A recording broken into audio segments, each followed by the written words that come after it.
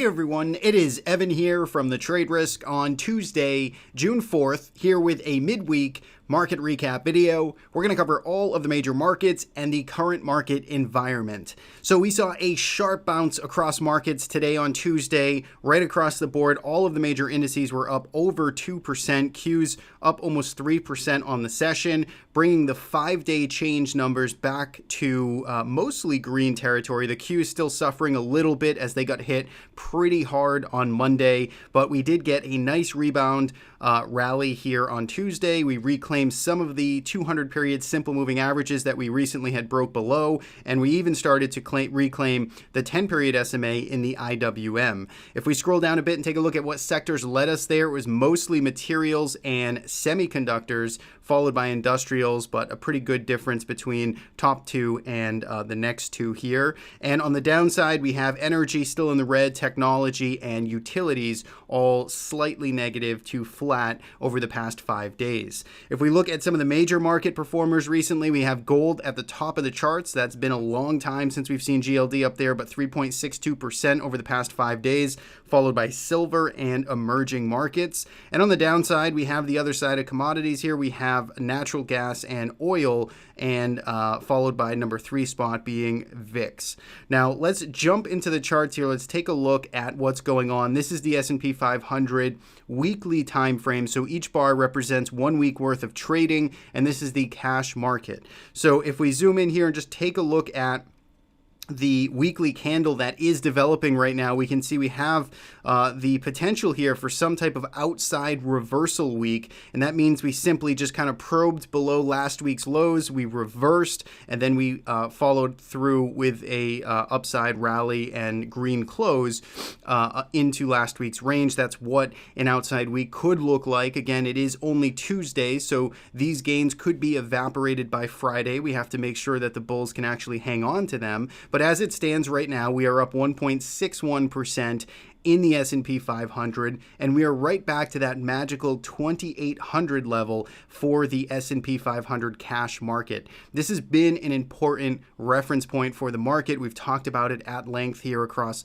all of our recaps recently, but it's where we stumbled and really where price acted like a magnet around 2,800 throughout February and March. We finally got the breakout above it. We launched to new highs, and then we came back, pulling back and checked back and undercut this 2,800 level.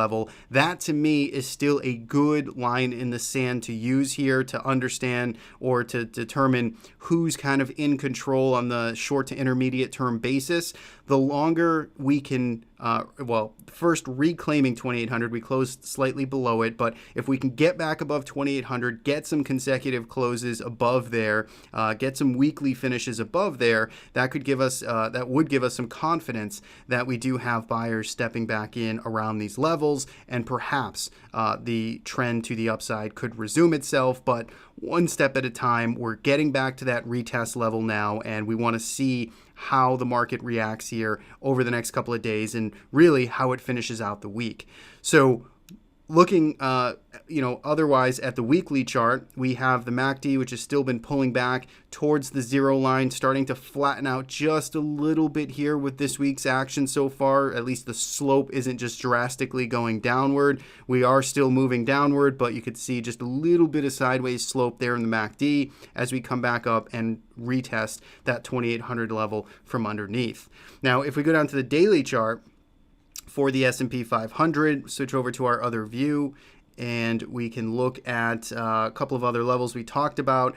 So 2740, that was the approximate low back here from March. You can see we basically undercut that yesterday on Monday's trading session, bounced back above it, and then we had the nice kind of gap and go today. We talked about in our last recap this potential measured move here, where we had our first impulse leg down throughout in the first couple weeks of May, and then if we were to make a second move down, it comes in right around that 2740 level, and it looks like these things are playing themselves out. Of course, this is hindsight analysis. We can only project and sort of plan out where price has the potential to go to and potential to reverse at. In this case, the 2740 level seems to be where that is taking place, kind of this measured move area and back to the March lows. Of course, 2 weeks ago, we have no way of predicting where price is actually going to reverse, but as technicians, we can start to use kind of prior levels of supply, demand, trend lines, all that fun stuff to sort of help navigate and fine tune where, kind of the path that the market may take. So on this daily chart now, we've got that reversal. We had this nice strong day one kind of move to the upside here, very strong finish coming right back to an important 2800 level. This is where now we're going to want to see, can the market hold on to these gains? Can the market follow through to these gains? And can we close the week up above and reclaiming some of this prior, call it 2800 as a reclaim hold on a weekly closing basis? Those are all kind of the next steps that we want to see happen. Do we potentially come back down in the future and retest 2740 again? It's certainly possible. It, in fact, be healthy to do that, but one step at a time. We'll see how the market finishes and goes through the next couple of days and then finishes out the week. Now, one thing that the sellers, the bears, can still sort of claim here is that we are still pretty much in this slope of a downtrend. If you were to look at the weekly chart, for instance, go back to that weekly chart and just kind of draw this trend line down here. And you kind of have this channel that's still very much well formed here. That price has been pulling back in, and we're simply just kind of popping up to the top end of the channel, where if you're a bear here, you would again want to see failure at the top end of this channel at the 2800 level for a potential rollover here. So if you're believing that this market is not done pulling back, if we have more retracement to be had, then you want to be watching these next couple of days here as we come back up into these technical resistance areas, and as we work off those oversold conditions to potentially reload shorts and look at the market with a glass sort of half full mindset there. Or is it half empty, full empty? I think you know where I'm going with that. So that's sort of the rundown on the market environment. I think all the levels here kind of clear, the same ones we've been looking at. We now have yesterday's lows to really shoot against for pivot, and then we have this 2800 level to get back into this old range here. If we go to the IWM, this is the more encouraging story, because take a look at this candle. It's 2.6% move to the upside today, but it very convincingly sort of moved back above the March lows here. So really what we have is this kind of maybe false breakdown here, where we sucked in some shorts, maybe ran some stops, and then we only traded down there for 2 days before launching back above it. Now, of course, the same MO here applies. We want to make sure we can get price acceptance above this area. We want to hold above 148. The longer the better, but for now the bulls really kind of launched above the March lows here, and it would be in their best interest to hold up at these levels into the week's end. Now, last but not least is the Qs, and this is kind of the opposite side. So IWM's the strong suit, Qs is on the weak side of things. This really got hit hard yesterday on Monday. It saw 2.2% worth of selling, and it basically went out of the session near the lows, much less of a bounce off of the lows than, say, the S&P 500 saw, or even the IWM, which in fact managed to finish green yesterday, while the Qs finished over 2% in the red.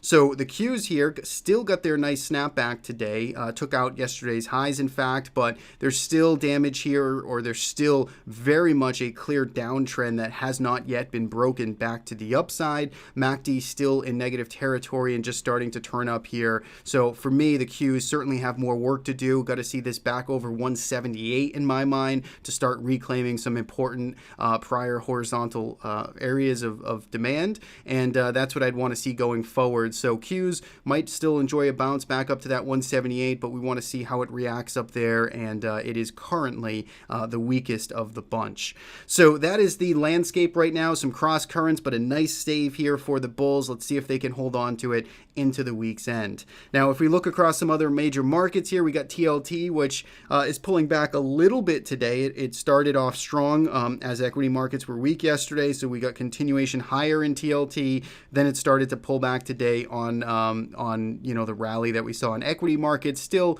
1% down, still very much elevated. It's had a very strong move, and magnitude of this move has really been pretty fast for something like the TLT. We still do have a position here. We have 1/3 of our position still left on, and we do have a trailing stop that is just inching higher each and every day. So we're going to just try and continue to ride out this trend here. If this pullback continues, we'll eventually get stopped out in the coming days. Otherwise, we'll see if this can hold in here. Still real tough to chase. Really hasn't pulled back enough here. Ideal scenario is that this just moves sideways, through time above 129, 130 area, and just consolidates the big move that it saw over the past several weeks. Now, if we go into gold market next, this here, I think, is the real nice developing new story here, is we have a lot of volume pouring in here, and we got a very convincing sort of thrust away and over these key levels here. This 121 has been acting like a magnet. Price has been dancing above and below it.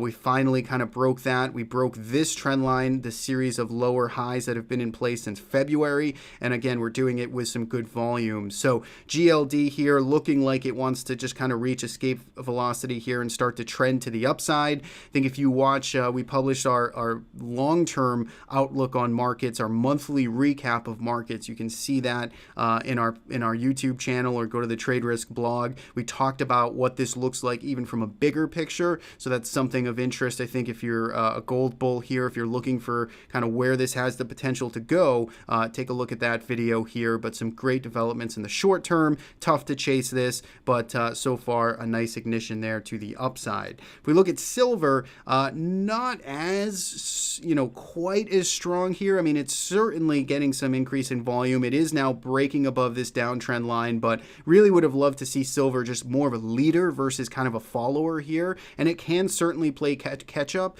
but for me, I still want to see this over $14 to start getting more conviction here, to make sure we're above all of this sort of sideways range, the supply that we traded back in 2018. I really want to see silver above $14 and then making strides on heavy volume to get even more excited about the metal space. Maybe that'll come, but for now, silver still playing a little bit of catch up here in my eyes, but still working itself in the right direction.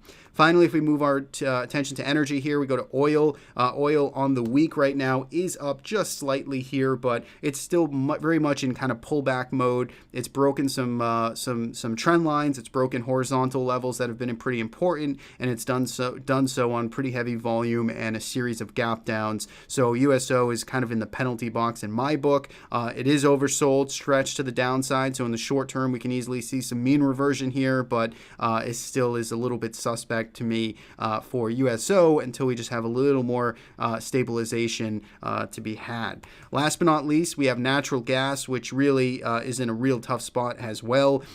Oil at least has had a nice rally throughout 2019. It enjoyed a 50% move off of these lows and is now pulling back in the context of that strong run-up. Natural gas here really has just been kind of nosediving to the downside. It hasn't had a nice 2019. In fact, it's just been making consecutive new lows. So for me, natural gas, much more in the penalty box. Sellers in control here across pretty much all time frames. And again, if you watched our long-term weekly video or monthly video yesterday, you could see kind of the world of pain that natural gas is in, even from a bigger picture perspective.